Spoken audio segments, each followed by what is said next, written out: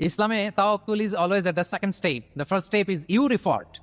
প্রথমে আপনি চেষ্টা করবেন, এরপরে আপনি আল্লাহর উপর তাওয়াক্কুল করুন। কিছু না করে যদি বলেন আমি আল্লাহ ভরসা, এটা আল্লাহ ভরসা হয়েছে? এটা আপনার মন গড়া একটা কথা হয়েছে, কিন্তু এটা তাওয়াক্কুল হয়?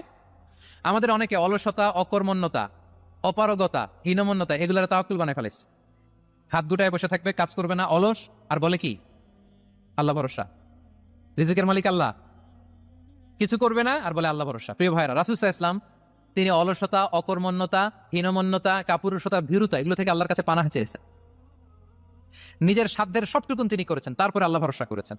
এবং পাখিকে ইসলামে তাওয়াক্কুলের মডেল বানানো হয়েছে। রাসূল সাল্লাল্লাহু আলাইহি ওয়াসাল্লাম বলেন, লাউ আন্নাকুম তাতাওয়াক্কালুনা আলাল্লাহি হাক্কা তাওয়াক্কুলিহি লারাযাকাকুম কামা ইয়ারযুকুত তুয়ুর তাগদু খিমাসান ওয়া তারুহু বিতানা। মানে তোমরা যদি পাখির মতো তাওয়াক্কুল করো, তাহলে পাখিকে আল্লাহ যেমন রিজিক দেয় তোমাদেরকেও রিজিক দেবে। পাখি কি করে বলেন তো? প্রতিদিন সকালবেলায় ওর ঘরের ভিতরে বসে বলে যে আল্লাহ ভরসা বলে, বরঞ্চ কি করে সে সকাল সকাল কিচির মিচির রবে দিক দিগন্ত মাতিয়ে সে বের হয়ে যায়, সারাদিন ঘুরতে থাকে। তাহলে খালি পেটে সকালবেলায় পাখিগুলো বের হয়ে যায়, আকাশে বাতাসে ছুটে বেড়ায়, আর বিকেল বেলায় ওদর পূর্তি করে প্রতিটা পাখিকে তার নিড়ে ফিরিয়ে দেয় কে? আপনারা তো বোঝা অনেক সহজ। এটা তো নাকি একেবারে আপনাদের জাহাঙ্গীরনগর, এটা তো নাকি পাখিদের অভয়ারণ্য শুনলাম আমি, কখনো আসা হয়নি আমার, দিনের বেলা আসা দরকার ছিল, তাহলে আপনাদের ক্যাম্পাস বিউটি আমি দেখতে পেতাম। তো পাখি কিন্তু বসে থাকে না, সকালে কি করে? খালি পেটে পাখিগুলো বেরিয়ে যায়, ওরা ওদের রোল প্লে করে, চেষ্টা করে, এরপরে বিকেলবেলা ওদর পূর্তি করে তাদেরকে নেড়ে ফিরিয়ে দেয় কে? তাহলে পাখিকে তাওয়াক্কুলের মডেল বানানো হয়েছে। আপনি হাত গুটিয়ে বসে থেকে বললেন আল্লাহ ভরসা, এটা হয়েছে না। আপনি আপনার সর্বোচ্চটুকুন চেষ্টা করবেন, সব করার পরে এরপরে আপনি বলবেন আল্লাহ ভরসা। তাহলে তাওয়াক্কুল হলো প্রথমে যে কোনো জিনিস অ্যাচিভ করার জন্য পরিকল্পনা করা, তারপর সে পরিকল্পনা বাস্তবায়নের উপায় বের করা, তারপর বিভিন্ন উপায় উপকরণের সাহায্য নিয়ে সেটা অ্যাচিভ করার জন্য প্রাণান্তকর প্রচেষ্টা চালিয়ে যাওয়া, অবশেষে ফলাফলের জন্য কার উপর নির্ভর করা। দিস ইজ কল্ড তাওয়াক্কুল। এখন আমি কিছুই করলাম না, বললাম যে যা করে আল্লাহ, তাওয়াক্কুল হয়েছে তো না? আমাদের সমাজে দুইটা ধারণা। কেউ কেউ বলে আরে আমি তো সব করবো, তাওয়াক্কুলের দরকার কি? Absolutely wrong. আবার অনেকে মনে করে আল্লাহই সব করে দিবে, এটাও absolutely wrong. The concept of Islam is in between this two extreme lines. এই দুইটার মাঝখানে হচ্ছে তাওয়াক্কুল। তাহলে তাওয়াক্কুলের মেকানিজম হচ্ছে আমার সাধ্যের সবটুকুন আমি করব, তারপরে আল্লাহ সাহায্য আসবে, সেজন্য আমি তাওয়াক্কুল করব। আপনারা মুসা আলাইহিস সালামের ঘটনা জানেন। উনি যখন বনী ইসরাইলকে নিয়ে লোহিত সাগরের সামনে আসলেন, ফেরাউন তার সৈন্য নিয়ে ধাওয়া করলো, আল্লাহ তাআলা সাথে সাথে কি রাস্তা বানাই দিলেন নাকি? সাগরের মাঝখানে না। আল্লাহ বললেন আনিদ্রিব বিআসাকাল বাহর, লাঠি দিয়ে একটা বাড়ি মারো সাগর। মুসা আলাইহিস সালাম বাড়ি না মারলে তো আল্লাহ রাস্তা বানাতে পারতেন না, না পারতেন না? পারতেন, কিন্তু এটা তাওয়াক্কুলের মেকানিজম নয়। ওনাকে বলেছেন বাড়ি মারো, উনি লাঠি দিয়ে বাড়ি মারলেন, বিশাল রাস্তা হয়ে গেল। মারিয়াম আলাইহিস সালাম যখন ঈসা আলাইহিস সালামকে ডেলিভারি করলেন, ক্লান্ত শ্রান্ত ক্ষুধার্ত, কি খাবেন? আল্লাহ তাআলা বললেন ওয়াহুজ্জি ইলাইকি বিজিযইন নাখলাতি তুসাকিত আলাইকি রুতাবান জানিয়া। মানে মারিয়াম, একটু কষ্ট করে উঁচু হয়ে পাশে একটা খেজুর গাছ আছে, ওটা ডাল ধরে টান দাও, টসটসে পাকা খেজুর পড়বে নিচে, ওটা খাও। উনি টান না দিলে আল্লাহ এমনি অটোমেটিক্যালি পাঠাতে পারতেন না খেজুর? আল্লাহ পাঠাননি। তাহলে এই পৃথিবীর সিস্টেম হচ্ছে আপনাকে কষ্ট করতে হবে, আপনার রোলটা আপনাকে প্লে করতে হবে। ইসলামে তাওয়াক্কুল is always at the second step. The first step is your effort. আপনাকে চেষ্টা করতে হবে, তারপরে আপনি তাওয়াক্কুল করবেন, তাহলে এটা প্রপার তাওয়াক্কুল হবে। তাহলে এখন থেকে হাত গুটিয়ে বসে থেকে আল্লাহ ভরসা বলবেন? আমরা এটা ভুল করে ফেলি। রাসূল সাল্লাল্লাহু আলাইহি ওয়াসাল্লাম, ওনার কাছে আল্লাহর সাহায্য আসতো, জিবরিল আলাইহিস সালামও আসতো, তারপরেও কখনো তিনি নিজের ভাগ্য আল্লাহর হাতে ছেড়ে দিতেন না। আমাদের মতো যা করে আল্লাহ ভরসা বলে কখনো নিজের ভাগ্য আল্লাহর হাতে ছেড়ে দিতেন, বরং নিজের সাধ্যের সবটুকুন দিয়ে তিনি চেষ্টা করতেন, তারপর তিনি ভরসা করতেন কার উপর? আপনি হিজরতের ঘটনাটা দেখেন।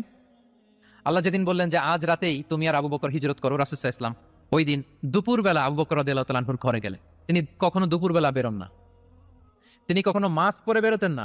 সেদিন তিনি মাস্ক পরে বেরোলেন, খারাজা মুতাকান্নিয়ান, মুখ ঢেকে বেরোলেন। আবু বকর রাদিয়াল্লাহু তাআলা আনহুর ঘরে যেয়ে বলেন, আবু বকর আখরিজ মান ফিল বাইত, ঘরে যারা আছে বের করে দাও, প্রাইভেট আলাপ আছে।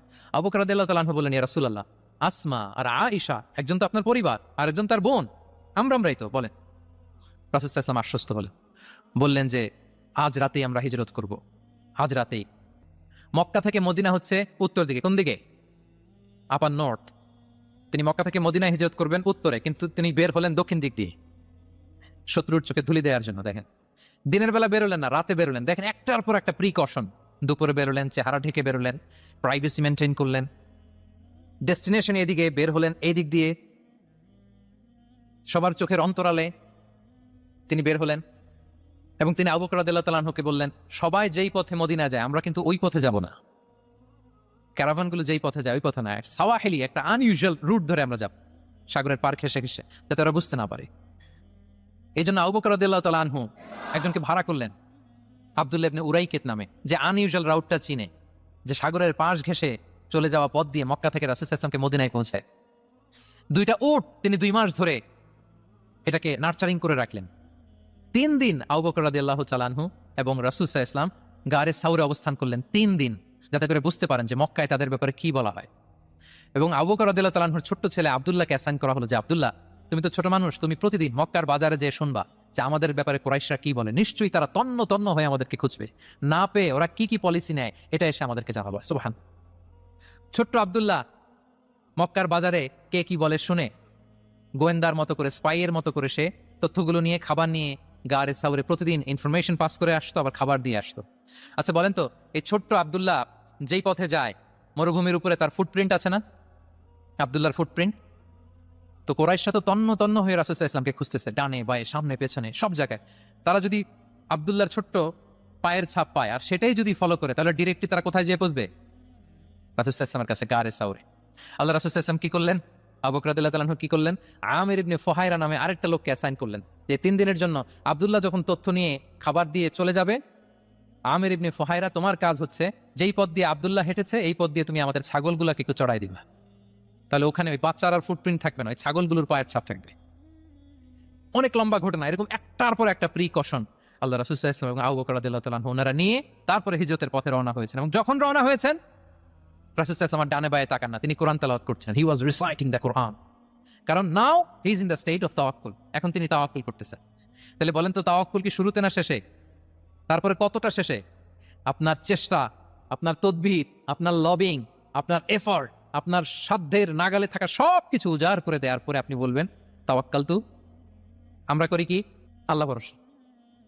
ভাই কি প্ল্যান আপনার? হুজুর আল্লাহ ভরসা। এবার বলেন এটা হয়েছে?